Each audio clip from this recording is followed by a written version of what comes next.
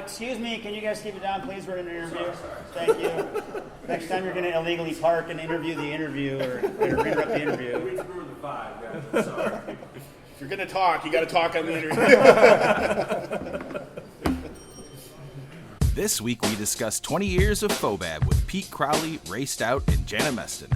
This is episode 95 of The Malting What's Hour. the haps on the hops, guy, yeast, SBs. This the Malting Hour where we talk about our drink and tell you what we think every other week. And if we get drunk, well, we might slur our speech. Got the gift of gab, the friends you wish you had. Join us for a drink, join us for a laugh. Time is never wasted, where you getting wasted. The Malting Hour here, people take your places. People take your places. People take your home. Welcome to the Malting Hour. I am one of your hosts, Tony Golick, joined always with Brandon Winninger. and we are in Haymarket. And are you ready? You were disappointed before what I said before. This is my first time in Haymarket. I'm fine if you visit other breweries. It's okay. We won't say what that It's was okay. about. I go to other breweries. I was at Cruz Blanco just 15 minutes ago. Oh, I mean, they're right over here. Yeah. I love that place. I haven't been there in forever. It's not even that old. Yeah, good food, too. Well, the voice you just heard, why don't you introduce yourself? Hello, that's good Pete radio. Crowley. I am one of the founding members of the old Haymarket Brewery and the head brewer here. So. Thanks for having us here. And we're also joined with? Hi, I'm Ray Stout. I'm the Executive Director of the Illinois Craft Brewers Guild. Awesome. This is like a 1-2 punch of an episode for us. So thank you guys thank you, Ray, for putting this together. And who would have thought my card actually got me an interview? It's the first time. Thanks, Brandon. Thank you, Brandon, for making those cards. Hey, thanks, everybody. All I'm doing is making sure the audio sounds good. You just want to make sure that you get someone to email you back when they're buzzed, and then they're on the hook. They're like, "Oh, I did what? Oh, shit! Give me your card. And why don't you email me right now? Who are these guys? The malting what? I actually did that. I forget his name. The owner of Burning Bush Brewing. Brent. Yes, I sent. He gave me his email right there and then, and I sent it to him. And I said, Tony from Friday Night Flights. And that was it. And he replied on Monday that we were gonna try and do something with them as well. Brent's a great guy. Talk about a weird story is that Yes. he is a pastor by trade. He decided to open up a brewery. Now they're doing this great expansion over there, and it's going to be a really cool place. Is his brewery tax-free? No. And I'm really having a hard time not sending my kid to the daycare that happens to be right next door to the brewery. So That was a brewery that I got a chance to go to during the pandemic, when there was that brief time in the late summer, early fall, where we thought maybe it was gonna be done before we're going to be okay. Yeah, everything was going to be okay. One of the other hosts, Clark, he and I went there, and we sat outside. And it's a nice spot, right there by the river. It's great. Absolutely. They built out a patio, and they're building out an event space, so it's going to be great when they're done with it. It's exciting. But that's not why we're here. We're not here to talk about. Well, we can. We can like talk you about said, breweries. We can and talk beer about other all breweries. There's day. 300 to choose from in Illinois, so there's plenty to talk about. Well, one of the things we are here to talk about is the 20th anniversary of FOBAB, and that's why we're here. Before we get into that, I would, for people who don't know, Pete, can you give us a little bit information about Haymarket history? Sure. You can give us an abridged version. You can give us a very long version. That's fine. So I had been brewing in Chicago since '99, and I was at the Rock Bottom downtown. I was there for actually 10 years. And at the time, I was looking to open up my own place. I met my business partner, John. We found this location in the West Loop. And at the time, the West Loop was not so great. So we got a really good lease. And then I went to real good. I went to the Chicago Historical Society and looked up the area and learned a whole lot about the Haymarket Square, the Haymarket Square riots. And the monument for the actual event and the affair is right across the street over the highway. We're in the southwest corner, so we decided we wanted to name it after really a worldwide, worldly known event that occurred in Chicago. And so that's why we came up with Haymarket. We used a lot of the names, like I'm drinking Oscar's Pardon right now. That's Oscar Nevey, was one of the Haymarket 8 that was there during that day, the 3rd of May. 1886. But so we decided this neighborhood was perfect for us. It's near trains, near bus. So we got open, got rocking and rolling. And then I finally met, when I met John, we came up with the idea that we not only love making craft beer, but we also are very good at making sausages, smoking meats, that kind of thing. So we built the concept as basically handmade sausages, our own pulled pork. We utilize all that on our pizzas, also in sandwiches, and then our craft beer. So. I'm hungry now. I'm thinking about all that. Yeah, you can get all of our encased and homemade meats on either a sandwich form or a pizza, and then, of course, all of our beers. So. Nothing like a good sausage pilsner. Yeah, I didn't know all of that. So, like I said, I'm very ignorant to being here. Yeah, this is my first time here. So well, we're 12 years old. So I've been brewing in Chicago for 22 years. I've been brewing for almost 30 overall professionally.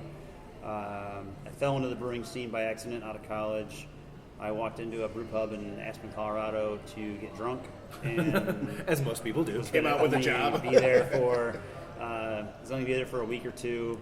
The Flying Dog Brew Pub in Aspen. It's not there anymore, but at the time, I never had a craft beer. My biggest craft beer at the time was Keystone Light because the can was specially lined.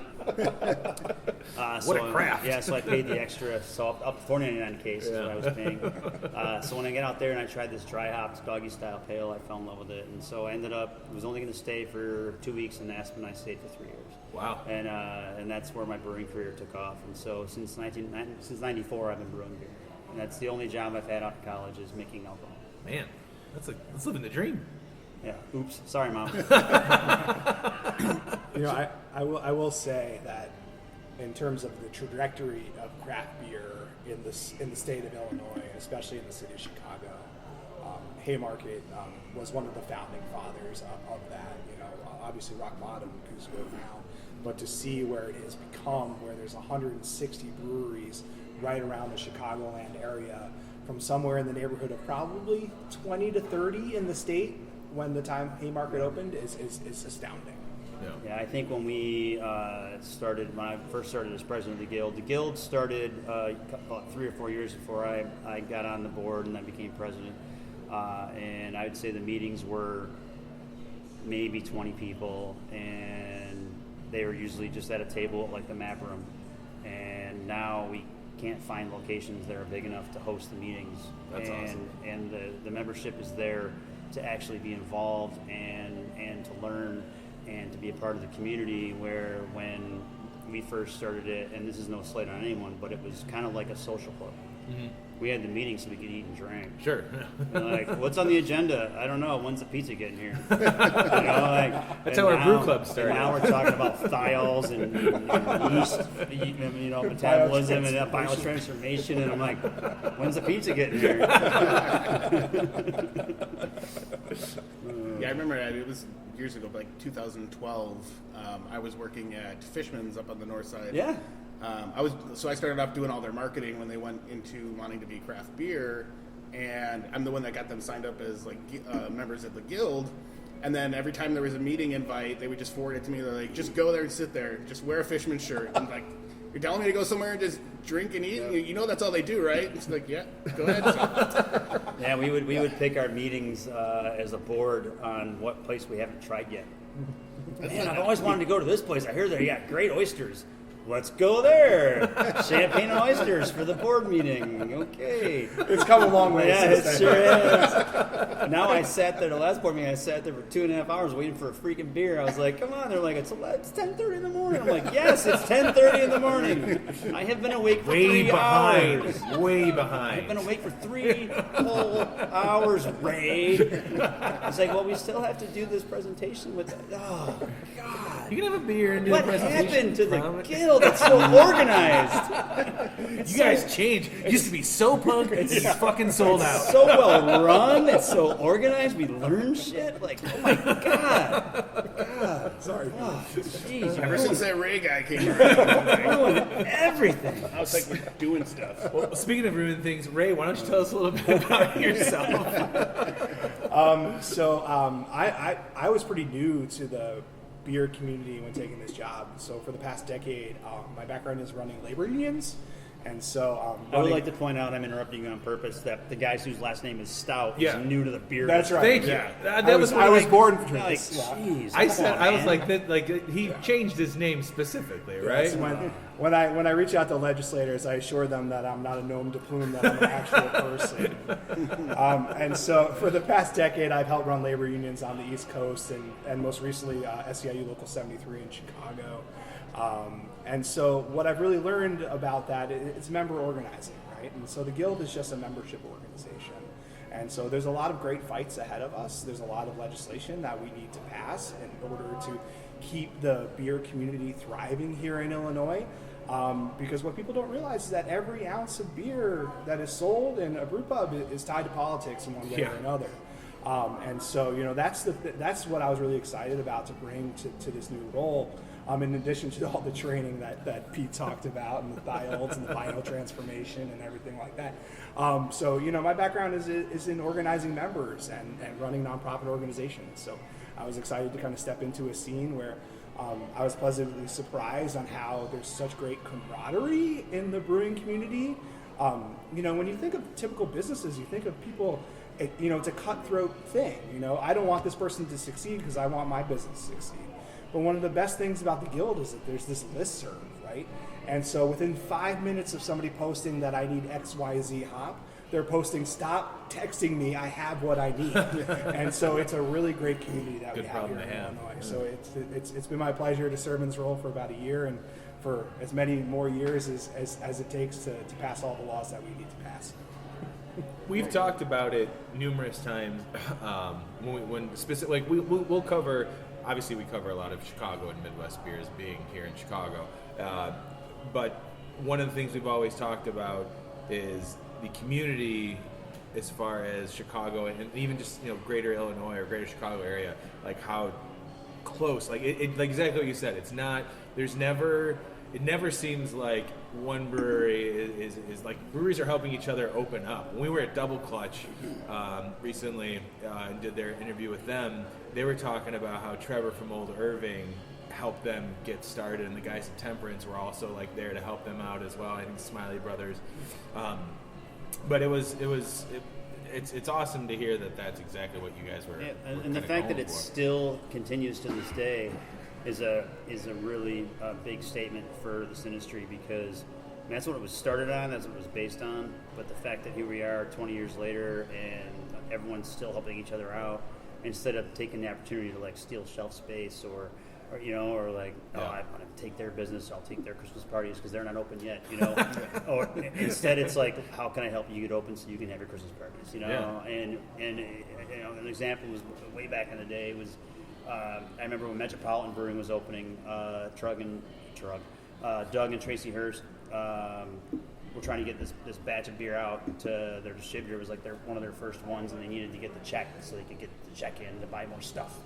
And their filter took a shit. And I remember Doug texted me, and he's like, "Can I borrow your DE filter?" I was like, "Sure." He showed up with a U-Haul, and we loaded it up. We went up, we filtered his beer, put it in bottles, and I took my filter back down to my brewery, and then he sold it to distributors. And it hasn't changed in 20 years. Yeah, not at all. So that's a testament to the integrity of the craft, that you're more concerned about the quality of the beverage and the players in it and helping them succeed than you are being the top dog. So I think that's cool. I feel like even with this year, Twisted Hippo is the perfect example. I like how everybody, I haven't seen so much like outpouring support for a local business that was devastated by a fire or any like bad thing, that everybody got together and just made sure that they were taken care of. That, to know that people have their backs. They did come hard for Skeleton Key too. That's absolutely right. And so when Skeleton Key was devastated by a tornado, or when Twisted Hippo was devastated by a fire, the outpouring from started by the brewing community. GoFundMe was started by a staff member at Microphone Brewing at the time up in Elk Grove Village, and raised hundreds of thousands of dollars. And I'm happy to report that Carl and Marley from Twisted Hippo are back on their feet. they're pouring beer again. Carl is actually on our board now, Yeah. and it's good to have them back in the community because they bring such a great voice and such a great kind of gestalt life force to the brewing industry. So we're so happy. I reached out when it first happened, and I was like, hey, if you ever need to brew batches of beer here, we have a distributor, we can brew it and keg it so you can still have beer in the market. And he goes, you're like the 12th person today that has reached out and said that to me. I was like, whoa, that's awesome. Yeah, You that's know? a good feeling. And again, it just goes back to the whole community of craft beer. And it's not a fairy tale. We're not just trying to like glaze over and make it sound like it's just an amazing, cool vibe industry. It's real. It happens every day. It's unbelievable. You don't see Coke and Pepsi or Chevy and Ford having that kind of. I was literally just going to say, you don't see that in other industries where like everything is just like head to head. But here it's, and I can't say that it's like that in every city. I'm sure that there's some cities where people are more hardcore and cutthroat, when they're dealing with craft beer. But I mean, the vibe in Chicago is just, it's so community. Like no matter where you go, everyone's cool, and that's been my experience. And I would say not even Chicago. I would say the whole state. I mean, Yeah. I don't want to make it to be a craft beer Chicago thing, even though we are talking about FOBAB, which is in Chicago, and I'm a Chicago brewery.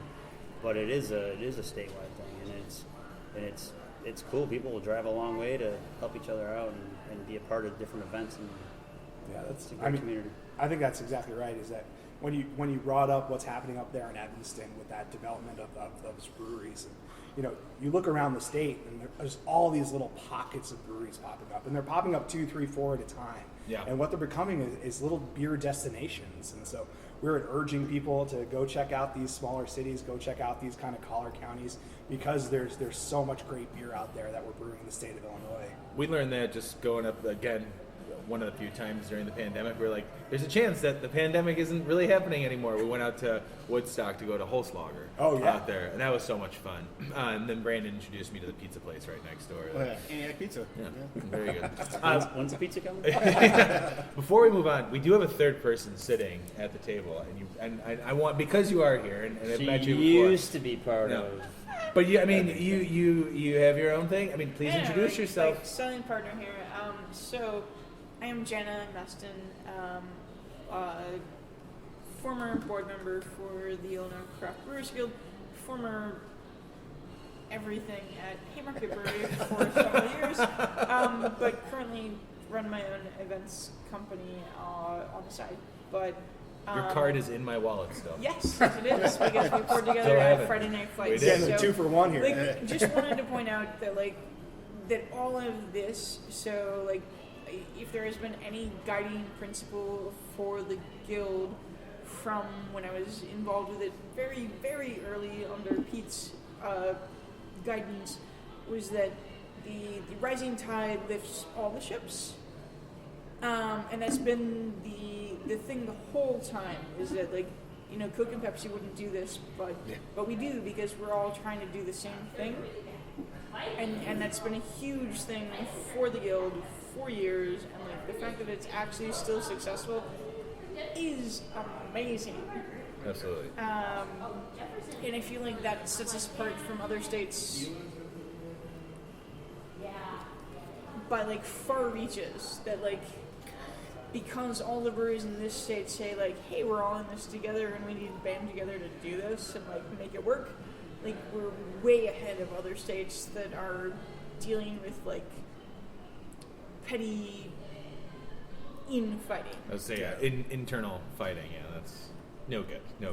Yeah, and it's again, to reiterate, I feel like we're really lucky to be in Illinois and in Chicago, with the beers that we have. Not only just the beers, but the community that surrounds us. That's built it up. So thank you guys for making that a thing. Okay, so that podcast is over. Let's talk about FOBAB. Yeah. Finally, patting you guys on the back. I'm sorry, I drank my beer really fast, and now I feel like that I slammed the water, and I drank the beer, and now I'm on a roll. Let's do it. We're hitting FOBAB. See, now I'm back to being Tony. Now dehydration means shit. Yeah, it's back in the fold. My wife can't wait till I get home now. I'm like, I got another beer. I love the fact that we are now going to talk about Tony in the third person. Yeah, that's right. Hi, I'm Tony. Tony wants to ask you a question. Tony wants Is to it know. allowed? Yeah. But yeah, so bringing it back, kind of not bringing it back, but the second part, the main topic I would say is we're coming up. This on is the main. Yeah, this is the main. the 20th year of FOBAB, and I always love it when somebody makes a side comment. And Ray, you mentioned that Pete had an interesting story. Yes. About the kind of inception of FOBAB. So I'd be curious to hear. I'm not even sure which one you want me to tell. Ooh, There's are there multiple versions? Tell the podcast-worthy one. Just the tell clean all of one? them, and then we will pick which one. All right. Yeah, we'll edit it. So do you want Put air me to quotes tell on you it. the part where at the hours end a the day. organizers went down and drank 5 ounces of every single beer we had at FOBAB number 1, and then we all threw up and held each other's hair? Or do you want me to tell you the story about how FOBAB started? Let's go with the story about FOBAB starting. Oh, okay. First. Okay, excellent. Maybe we'll circle back around to the opening here, Ray's but like- we Ray's definitely like, want to hear how it Can started. we edit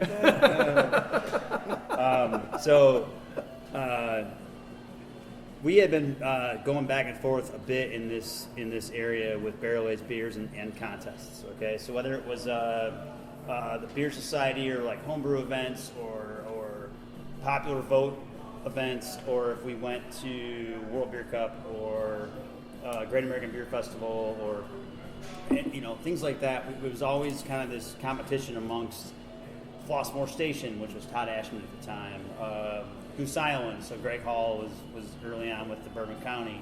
I started barrel aging when I was living out in Colorado, but especially here in Chicago, the first 2 years that barrel aged beer was a actual category at JBF, I won the gold both years. The first 2 years. Hey-o. Yeah, but the thing is, I beat the people that were best at the game, Yeah. and so they were like, "Who's this rock bottom guy?" Right? So it became this thing, and we all became like this. I don't know. It's almost like this club of.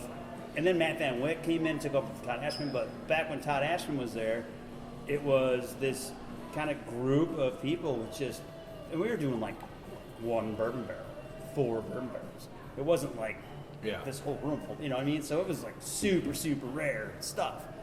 And I remember going back and forth, and we were talking with Greg, and Greg was not on the board or anything with the guild, but he was part of always being involved in the Chicago beer scene, obviously, Greg Hall. And he's like, why don't you guys, he didn't want to lift a finger for it. He was going to give us as much beer as we wanted. I got this right? idea. But he was like, why don't you guys, as in not me, have a festival? And we're like, I don't know anything about running a freaking festival. This is at the time, who knew? And we're like, all right. So I was at Rock Bottom at the time, and we're like, well, let's do it in the banquet space at Rock Bottom on a Tuesday, because I don't want anyone to show up. Because A, I don't know how much beer I'm going to have, and B, I don't know how many people are going to show up. Yeah. So we didn't know if we needed security. We didn't know how to do ticket sales. We didn't know we didn't know anything. Come on in. So $5 at the door. you like beer? Yeah. So obviously Flossmoor was in, Goose was in, we were in, and Jeff Sparrow at the time was helping run the Chicago Beer Society, which was one of the reasons why that particular homebrew club was one of the reasons why Chicago became such a great brewing city so early, because their passion for going to places and having beers that were from all over the world, and also nothing that was like mass produced, and so places like the Matt Brewing and Sheffield's and those places, and the Goose Brew Pub were super successful because that's the only places they all went, and they had a pretty good fan base. And so he's like, well, I'll help. All right. He ended up being on the board of the Illinois Craft Brewers Guild. So we're like, okay, let's do this. So we decided we'd reach out and see what we could get. Right. So I knew I had some barrel-aged beer. We had some, Goose, like I said, Flossmoor. And Jeff called his connection at Sam Adams.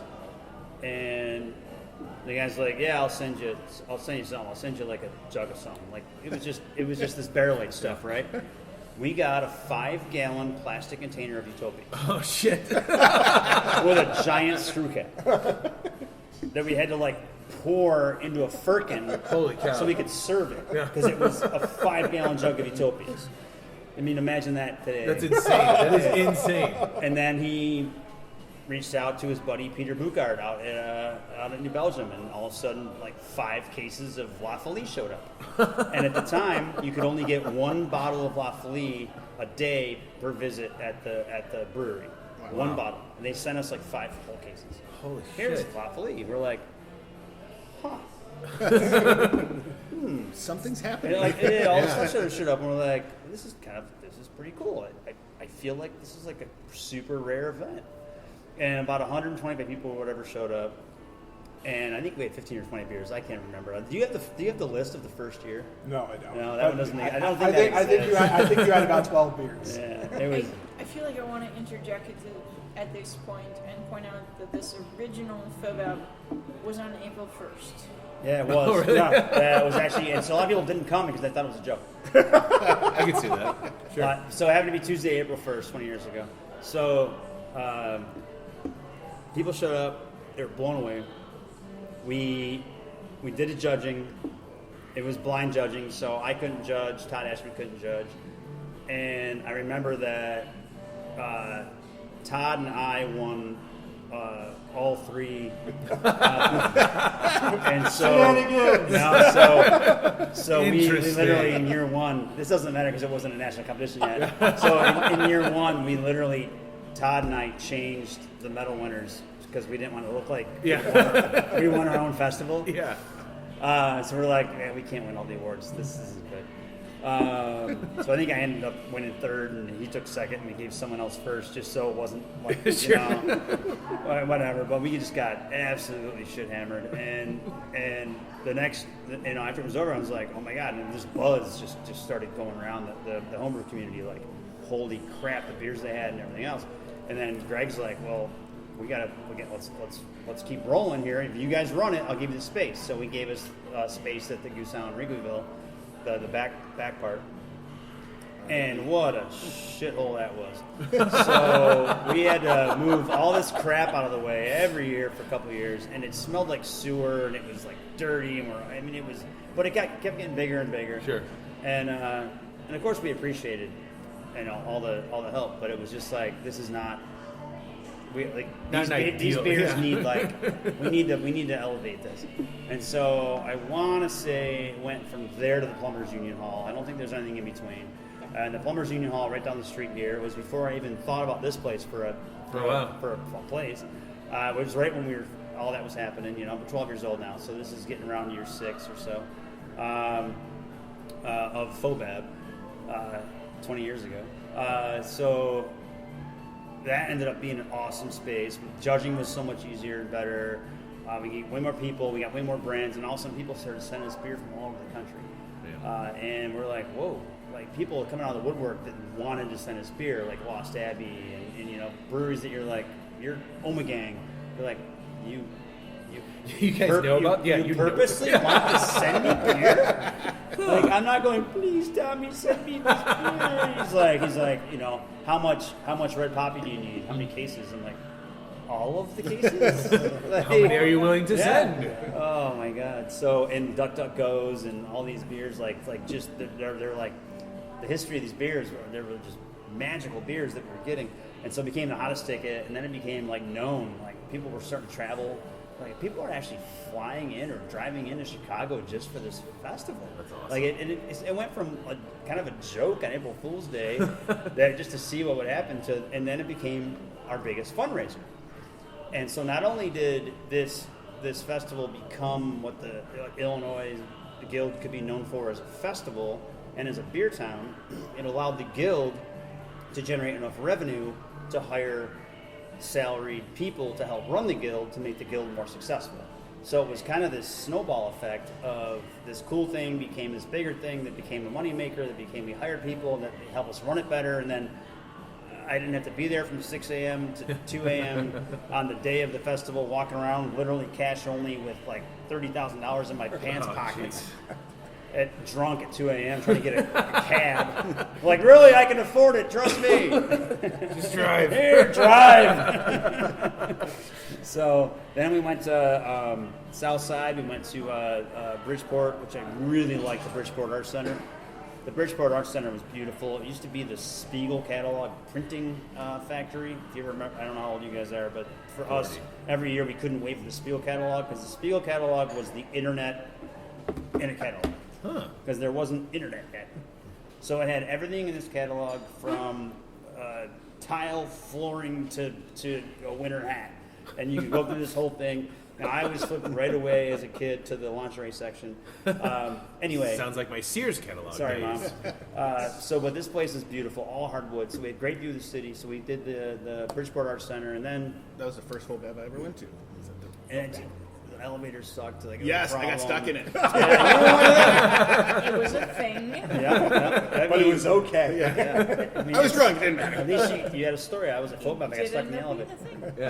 And a pretty cool elevator at that. So then we went to once it got way more organized with executive director at the time, Justin and some other folk going in into the UIC kind of family. So which one's the forum and the pavilion? Pavilion forum. I forget which is which. So The first time I went was in the pavilion.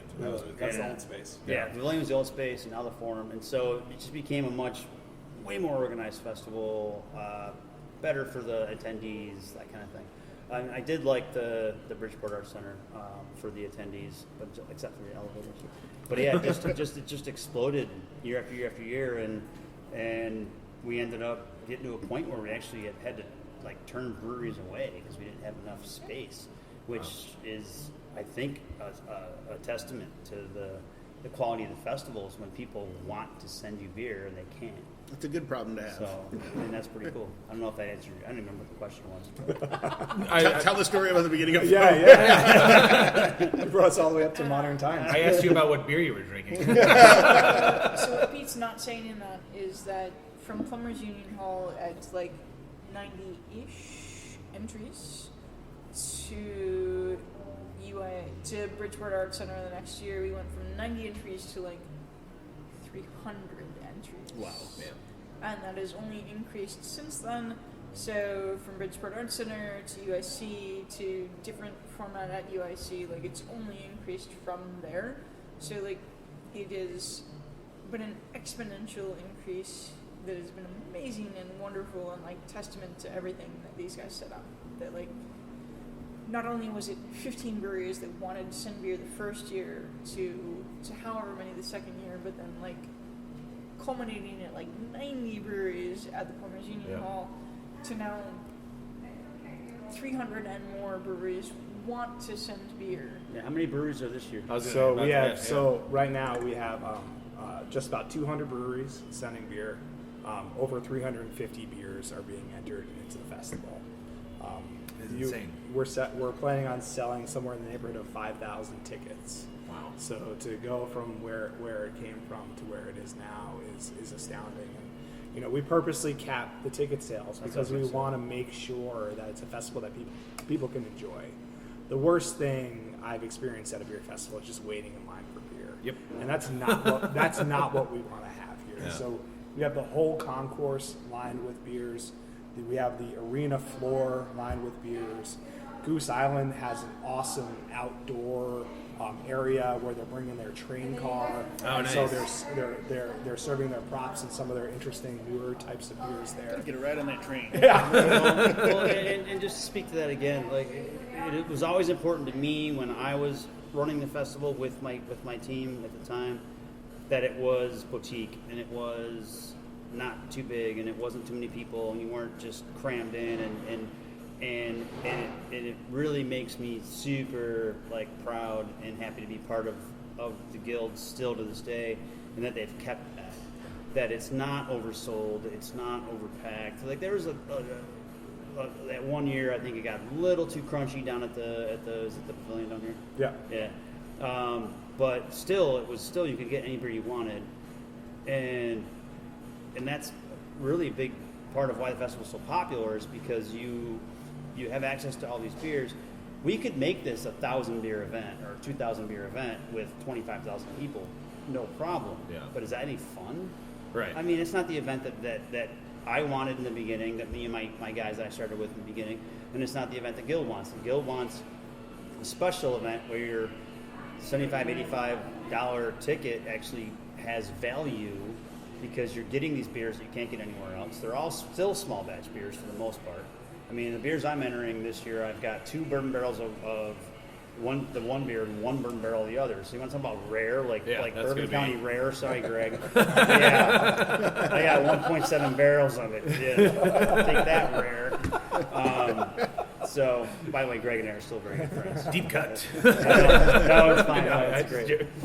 And no, I sidebar. I got a text that's like, hey, there's this kind of big, really hairy dude at the bar that says he knows you, and he has brought some cider. And I'm in Chicago. I'm like, tell Greg I said hi. You know, it's like, but sorry, I'm not there. Yeah, sorry, I'm not there, Greg. Because if I was, we'd probably be up way too late. But yeah, so it's just the fact that it's still that important to the guild and all the organizers, Ray and Katie and everyone, that it's a special event. It's not just a moneymaker. Yes, it's a fundraiser. Yes, it's how we grow the guild and make us a better beer state, beer community. We accomplish a lot of our political goals and our legislative goals. Sure, but they've kept it special, and that speaks volumes, because you could have easily made this thing into a giant just print money festival, and it's not that. We still have people entering beers from almost half the states in the country. We have about 23 different states entering beers, and that's in addition to so many beers from the Midwest. But as far as California and Florida, that people are coming out to enter their beer in FOBAB, because it's a thing, and winning a medal in FOBAB brings a lot of recognition to your product.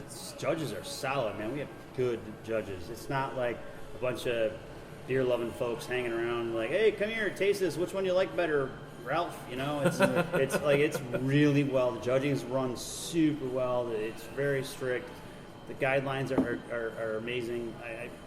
I'm really proud of what I and my buddies started long ago, but I can't even say enough to what everyone else has done with it since then and run with it.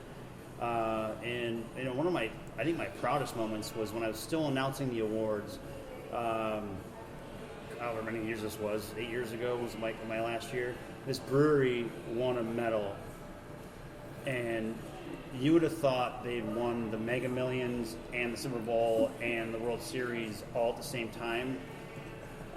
And they were so freaking excited. That's awesome. And I was like, they're excited because they sent their beer here. They won a medal at our festival. Yeah. And they're that excited. They were jumping around. They came up to pictures. Like, it was so good. Hugs, high fives. I was like, that means more to me than anything, any dollar that we could make, anything we could do for the guild. That brewery took it that seriously and was that excited.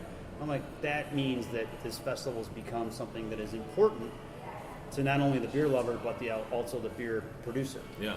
So I was like, we've made it now. When That's that brewery gets that excited about winning, this festival's made it. That's cool. Yeah. So you've talked about the number, the number of breweries and the number of different beers. In your head, is there a cap that you don't want to go above? As far as the number of entries? Well, it depends on the space, in my opinion. Yeah, well, yeah. I think that's right. I think we're right where we want to be for the location. Yeah. Right.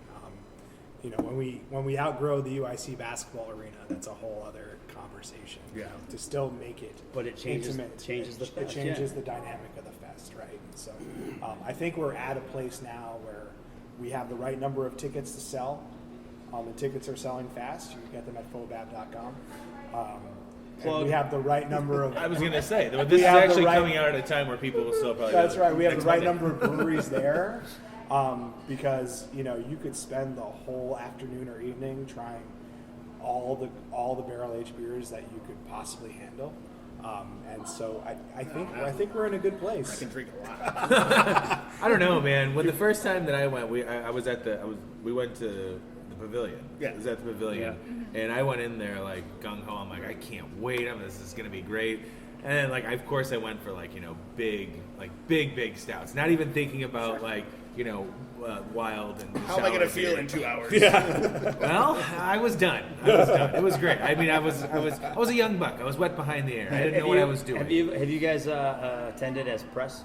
No. Okay, so This year. you're gonna. This is funny. So the behind the scenes thing that no one really knows about is that everyone is clamoring to try all these barrel-aged beers, these giant beers, and everything else, and all the people that actually make all of those beers are upstairs drinking Pilsner. Yeah, I believe it. I 100% believe that. And cider. Absolutely. Isn't there like cases of like High Life or something that are like shipped in? Like, Yeah. I absolutely believe this. Yeah. Well, because of that, That's we have the secret. an oasis for low ABV beers. We're calling it Lager Town. Awesome. And so, folks, if they want to take a break from the high gravity That's a beers, really good idea. can try beers from across the Chicagoland and Illinois area in Lager Town and kind of take a break and have a lager to relax and check out some cool new breweries. We learned that, I actually a think, good when we did Beer Under Glass, we were looking for a bathroom and didn't realize we would go to the Brewers. And I was like, the security guy was like, well, you have those media passes, so this is your room. I'm like, oh, okay. Okay. But then everything was just like lined with like lagers and shit. Yeah, We're Beer like, Under yeah, here Glass. we are. There we go. Beer Under Glass is another one that we started that I was really proud of. I'm sorry to see that one go because I thought that was a really fun one. But that's a whole nother podcast we can do. We can go back another time and do that. we found a great new Yeah, location. the in new Beer Under Union Glass Station. is, yeah. Not to see it go necessarily, but to change location. Yeah. We had a great time at Union Station this year. Had 1,400 people come through, and a couple hundred breweries, and so it was really cool to showcase beer from across the state in a place that's no more central. You can't get more central than Union Sure. Station, and so it was a cool event. So maybe we were opening some box, but what happened with the Garfield Conservatory? If we need to edit this out, we can. So when I started the Oak Park Market Brew Review, I started the Beer Under Glass. Me with my team, with my board, we did it to be a part of other non-profits and help them raise money too. And as we grew as a guild, we started to realize We that are a non-profit. we also well, we wanted to help. need to community- help we wanted to ourselves. help. We also benefited from it. Sure. But we wanted to also try and help other community non-profits because they didn't have the easy money-raising power that we did with 100 breweries. Sure. People are going to show up, right? Yeah. People are gonna drink beer. Like, you can have an art fair, cool, enjoy the 25 people. Yeah. Sorry, art lovers, but like if you have a beer fest, you're going to get 1,000 people show up. So we purposely partnered in the beginning with a lot of places to help our not-for-profit and theirs. And it was like a give back kind of thing, and also it was a cool location, use their space too, that kind of thing. And as we grew as a guild, it made more and more sense for us to reel in our events and have them just be our own events. So there's no like ill will in these in Oak Park or in the Garfield Park Conservatory and things like that, but it's maybe it's time for you to have your own event and we're gonna have our own event. And when they took Beer Under Glass to Union Station, like how freaking cool is that? Now you're in an iconic building and it was awesome. just for the guild. Super easy which to get we're to. not Yeah. trying to be like selfish, but it's our members, our beer, our event, and we need to start as we grow up as a guild and in this current climate with legislation issues and things that we're trying to fight. We need to start considering our own growth solely instead of helping other not-for-profits. I think that's right. The one thing I would add is that they were undergoing substantial renovation to build out a children's garden, which is so important for that community. And Yeah. I'm so happy that's happening. But it really would have limited the number of brewers that could have attended. It would have changed the whole dynamic of the fest. And so we decided to take it to a new place. And then we threw that festival. And then we all kind of looked at each other and said, wow, that was amazing. Like, let's do that again. And so we're already looking to do it again at Union Station next year. First time ever saying that out loud on a podcast. So Hey, we did it. there We you got go. exclusive here. We got exclusive. So we are excited to kick off Craft Beer Week with that festival again at Union Station. But to speak to that, I mean, that's when I fell in love with doing it with Garfield Park Conservatory. Was when I saw when we were doing the walkthroughs, school buses of kids coming in and being like, "Whoa!" and you're like, "Yes, I want to be a part of this." Sure. So there is still a love. You're we're all craft people. We're all obviously in business to make money, right? But at the end of the day, we all want to create something, and we also are all about community. You don't open up a craft brewery in a community without expecting to be a part of that community. Right. And so for us to be able to give back to these places was amazing. But yes, now being as much as we've grown in the last 5 to 8 years, we've doubled, right? 5 years we've doubled, I think, something like that. So it's nice to have new locations and especially iconic ones. And that, I think that's right. And I'd say one more thing on the topic is that there's so many beer festivals now. Yeah. Right? There's just so many. There's a lot.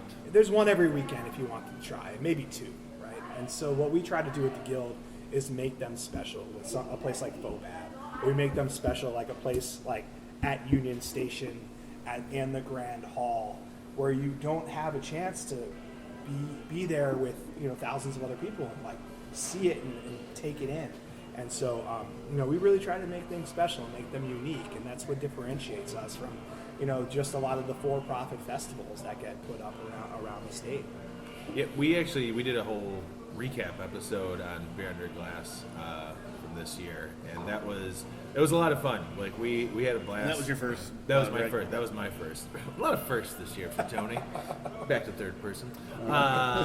Tony says he had fun. Tony said he had a great time with his buddy Brandon because they took the train down and took the train back. But it really was. It was awesome. I hadn't been there in forever, so to go back in there for a beer festival, it was great. The way it was set up was great. Plus, as we've done this podcast, we've made more and more friends within the Illinois Craft Beer don't community. Consider today one of them. Damn right. It was last kind of time funny I'm though, coming in here, going to Union Station, and just the look on people that were not expecting these hordes of beer people. It was like the mortified looks on like the old lady standing there, like I just want to sit on the bench. There's dudes getting off the train that like they're already double fisted on the metro, and it's like, let's go to a beer fest. I'm like, all right. And then we were the guys going back on the train, like, we were just at a beer fest. So go ahead. Then I have a funny FOBAB story for you if you want it, and then I don't know what else you guys got, but this is, we're going to have Ray. You've got a list of things I need you to shoot out. No, but we'll get to the story, and then we do the wrap. I really do want to encourage everybody to go to FOBAB.com. Which the link will be in this episode here. Click on it. You can come find Brandon and I on Saturday. And check out the 2 events that we're having. The first session is on Friday, November 4th from 6 to 10. The second one is November 5th from 1 to 5 p.m. Just putting a quick plug for the Imbibe membership through the Guild. So if you become an Imbibe member, it's $50 a year. It gets you in a lot of these VIP type things. It gets you in an hour early to FOBAB. Unfortunately, you're signing up for next year at this time because we've already done our Imbibe list. But what it also does, it gets you in early to Friday night flights events across the city of Chicago. It also gets you a copy of Illinois Brewing magazine sent to your house every quarter, and some other cool things. So sign up for Imbibe. You can find that on illinoisbeer.org. But again, FOBAB.com to purchase tickets or to see the brewer lineup, which we just posted a few days ago. We'll be releasing the beer lineup closer to the festival. Yeah, you're released twice. Did I miss the deadline? Oh boy. Sorry, Katie. But we have 12 style categories this year. The newest one, which I'm excited about, is the new barrel-aged lager category, which is a first for us. And so there'll be, like I said, over 350 beers to try at the UIC Pavilion. Please take public transportation.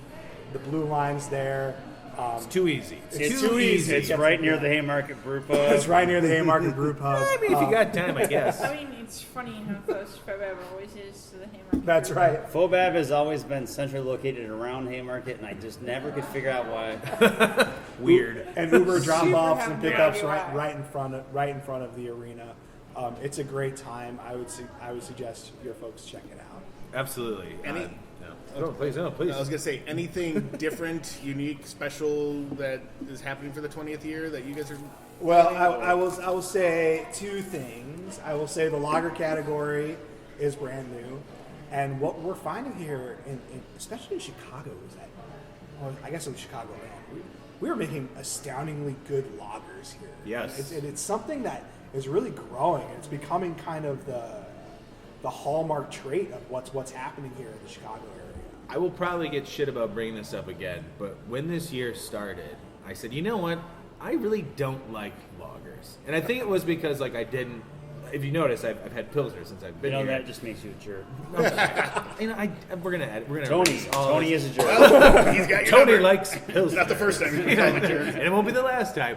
But I've discovered this year, and it's been a lot of Chicagoland breweries that have shown me that I really do like lagers, and a lot of it comes down to I like darker lagers, like Vienna lagers, things like that. But just up in we went to, I mean, this is Chicago, but when we were up in Michigan this weekend, we stopped at Seeds, and I tried their Helles lager, and I realized that a Helles lager is probably like one of my favorite Seeds. styles.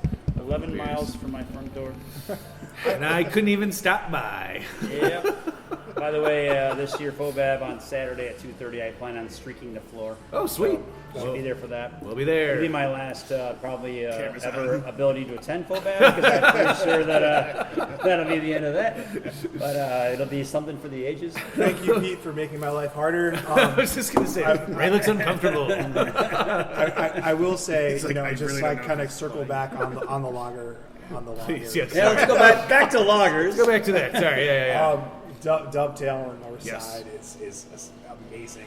But also, if you go a little further west into Downers, Goldfinger is making some astoundingly delicious lagers. The two breweries you just named are two of my favorite Vienna lagers. that I've had. They are doing it right. Both those places. I mean, other places are doing it right, but they are the ones that come to mind when you say lager.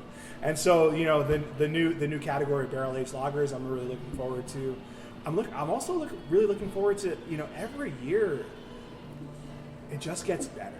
People get better at this. Yeah. And so I'm a sucker for a barrel aged stout with chocolate and like all that deliciousness that you want to drink. It's in your name. It's in my name. It's in my being. And so, the chance to try all these before anybody else. Yeah. But number two, like, you might not get another chance. Like Pete said, he's brewing one barrel of this beer, right? And that's it. And so, it's gonna be cool.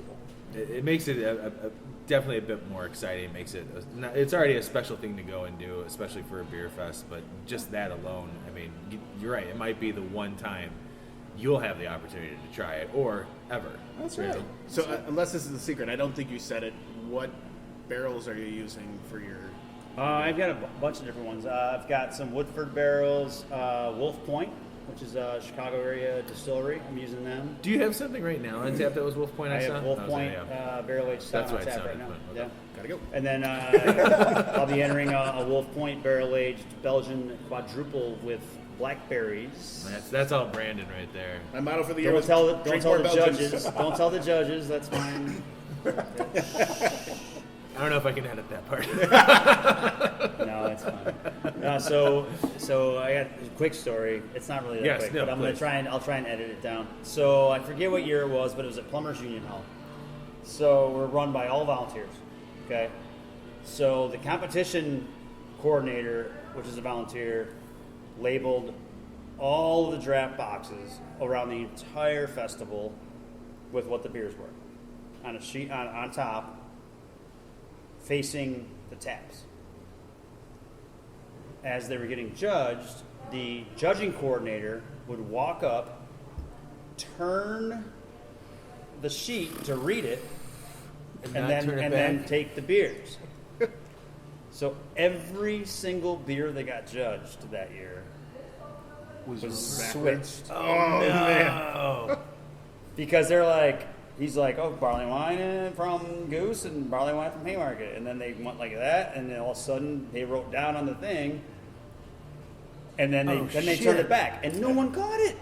Then when I finally realized it, I was like, did you just turn that? We're like, yeah, so I could read it. Like, yeah, but you just switch down the beer. You know, mirrors work. So every beer got judged. Like the first half of judging got judged. It got switched. Oh, no. So we got through the judging, and then we had to go back and be like, okay, well that beer is actually that beer, and that beer is actually that beer. And it was just a giant mess for like an hour and a half. So we didn't even have the awards like figured out until almost the end of the festival, because we judged the morning of the festival at that point. Yeah. So it was a total disaster. But I was kind of like, I mean, at this point, just laughing like, this is a total disaster. So, but we figured it out. We think. So that year, we think those were the winners. And that's why I really like Saturday, because Saturday, besides that mix-up many moons ago, Saturday It was is a the long time day ago. that you get to hear the awards. And my favorite part of FOBAB is the mad rush after the awards are announced. Everyone wants to go and try Everybody it, wants to try that beer. And it's extra special to me when some of these smaller breweries win. Yep. Like That's what these I was Whiskey saying. Hills Yep. win, or these other breweries that folks don't really frequent or haven't heard of, or smaller breweries. Because it puts them on the map. It puts them on the Illinois beer map, where folks are going out and trying their stuff. It's a hard medal to win. I mean, if you can make a good barrel-aged beer, you are doing something right. Absolutely. And it's a good indicator that all your other beers are also kick-ass. And so it's a real come up for people. We made a good barrel-aged beer Yeah, we did one time. Hey! Turned out in okay. a previous life. Tony made a good beer. No, it's all Brandon. It's all Brandon at this point. My beers have been a little subpar these days. We did a 15. What was I didn't some 15 gallon. Yeah, we had a 15 gallon bourbon barrel. Yeah, that we re-wet and everything. And we had turned out good. three different brew setups, all brewing the same recipe. Yeah. Which was kind of ironic because everybody got different gravity like on their beers, Yeah. and then you guys Just added blended everything. TME to theirs, so theirs Way was to like bring it up. 10%. Way to bring it up. Then we threw it in there, and then we actually, in a previous life, the Great Lakes Brew Fest used to allow Yeah. home brewers from Illinois to come in. Nice. So we entered as our brew club and brought our beer. And we were the only ones, like, we were soliciting people because they had an app where you can vote on the app, and we were just telling everyone, like, Vote for us? we're giving them the beer, and, like, we won, like, out of all the beers in the entire Everybody. place. We beat the Sierra Nevada. Yeah, like, we I beat was like, Sam Adams. I was like, either people aren't voting or we're just that good. Yeah, I think it was sorry. people weren't voting, but it was. That's You amazing. might have started the craft beer revolution. Tony started it. But Tony is finished. This is what we were talking about before, Tony, is that, you know, I'm a home brewer too. I enjoy home brewing, but like the fact that I'm around so much great craft beer all the time has really like tamped down my need to home brew. Right. Just everywhere I go, people are like, try this awesome beer. I'm like, I could never do this like these guys are doing. I could try, but it's amazing to have access to so much here. See, I'm very much like, I go into places and I'm like, I want to play with your stuff. Like, Yeah, I want, absolutely. what does it do? Like, I mean, obviously, because I've No, don't give him the keys. Don't give him the shit. See you later. Super I own Haymarket now. Sit out, everybody. So, Pizzas all around. Coming into this Pizzas space and barbecue. as a home brewer, I won a competition to brew on the Haymarket system. That's And I awesome. did, and it was amazing, it was wonderful, and it was great, and it was so fucking cool. Was that the dinner that was a little after the Cubs game? That was, okay. that was something else. And that's another story. No, this was a brew pub shootout, so I won, beer won. It was great, it was amazing, it was delicious, it was beautiful. We brewed it here, we aged it in bourbon barrels. That's right. It has had a super small release, both as non-barrel aged and as barrel aged. Oh, fun. You better. It still hits as one of the higher rated beers from this location, which is called Janna Montana, in case you're looking. I like it. But Or your own tap users out there. from a home Look it up. brewer point of view, like literally this is so much different and like so not what I ever thought. Oh, yeah, absolutely. Was the thing, and like 100% not interchangeable at all. We'll just upscale your recipe from beer smith. No, and you're no, fine. like That's it. not interchangeable at all. Well, no, that's what we did. So for my wedding, we brewed. I basically tried to make like an Alpha King clone. So I had been brewing it on a homebrew setup, and everyone like really enjoyed it. Like, It was good. I had it for. Like, I was giving honest some feedback, not like, oh, my friend has free Literally, beer. like I had 5 gallons of it for our housewarming party, was and it was awesome. gone within like 45 minutes because everyone drank it. So I was like, let's brew this for the wedding, and good friends with the folks over at Alman, and they're like, dude, just come on our pilot system, do it, and like they That was so upscaled. much fun. He threw it into Beersmith and upscaled it, and I was like, great. He made it better. No, it was a great beer, but I was like, it was a hot bomb. Yeah, it was a hot Nothing bomb. against home brewers, Yeah. but I always joke when they're like, I gotta open up a brewery because everyone loves my beer. Everybody I'm like, loves my I'm free like, beer. you mean all your friends that get fucking free beer Yeah. love your beer? Exactly. Yeah. Okay. Of course they're gonna Wait till love they it. got to pay $7 a pint for it and tell me how they like it. So- Yeah, it's okay. Except for the last quarter of the bottle where you're Yeah. chewing it. Like, everyone loves free beer. Yeah. Everyone Your loves beer's the best. You should open a brewery. Cool. It's $7.50 a pint. Oh, never mind. Just keep brewing in your garage. That's like the story of like Steve from Double Clutch.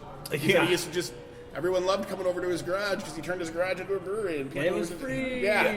Yeah, I mean, he kept talking don't about get me how wrong, he's the like guy scaling makes- up, scaling up. I like, mean, yeah, it was they insane. took some medals at Great American Beer Festival. Yes, they did. The brew pub of the year. 100% there are those stories. There's Double Clutch, there's Metropolitan, who is also like Same. the home brewer that made good. Like, there are those stories, but there's so many other people that tried to do it and didn't understand like just the difference between I'm brewing at home and it's so much fun and it's so cool, and I need to brew for people and it has to be the same all the time. Yeah.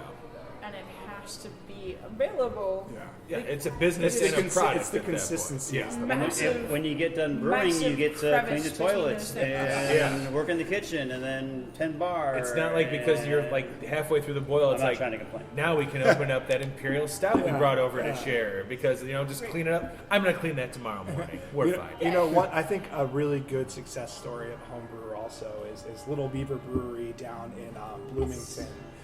Chad, who is the owner there, entered the Sam Adams homebrew competition, ended up winning and opening that brewery all around that. That's so He's cool. participating in FOBAB. He always brings great barrel aged. See, and that's a legitimately good reason to like have some credential to open a brewery. That's absolutely right. I mean, there's the flip side. Like what I despise is like people that have no brewing experience but think that the marketing can sell the beer, even though you just hire somebody. Dude, it's a great label, bro. I'm not You gonna. should open a Not brewery. gonna, I think I may have mentioned this Look at brewery on the Yellowtail podcast before. Wine. I'm not going to say it again, but they are no longer with us. But it was like they started out a marketing ploy. Super Tony intrigued agrees. and must Yeah, Tony Well, agrees. this well, up now. gentlemen, I have to hit the road here. Yeah, soon. we're gonna It's wrap getting this a up. little bit late. Yeah. No, thank you. Apologize. Thank you so much, all three of you, for joining us and talking with us and hosting us here.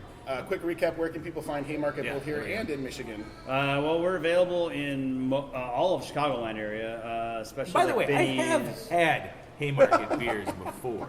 Tony's a jerk. There it is.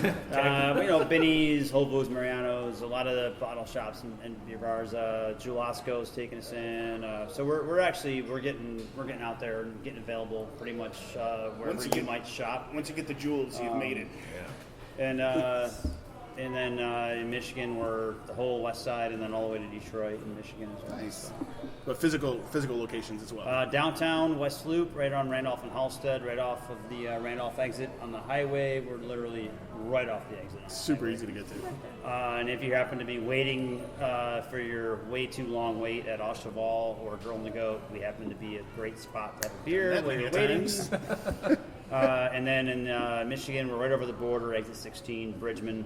It's right there. No E, it's Bridgman. So super easy. It's only like 55 miles from here. It's actually not. It's about an hour and 20 minutes. If you can't find parking over here, head out there. Yeah, you can park there. And, One of my take a favorite shuttle. beaches in Michigan. It's Yeah, faster. so we've got Warren Dunes over there, State Park. We've got Waco Love Beach. Warren We've Dunes. got. I mean, it's beautiful over there. We've got a huge parking lot over there. We do wood fire pizzas, salads, sandwiches. Here we've got a full bar and then a more diverse menu, and actually a new menu coming out here in the next few weeks, which is going to be pretty awesome. So, And you could find out more about Illinois Craft Brewers Guild Thank you. at illinoisbeer.org.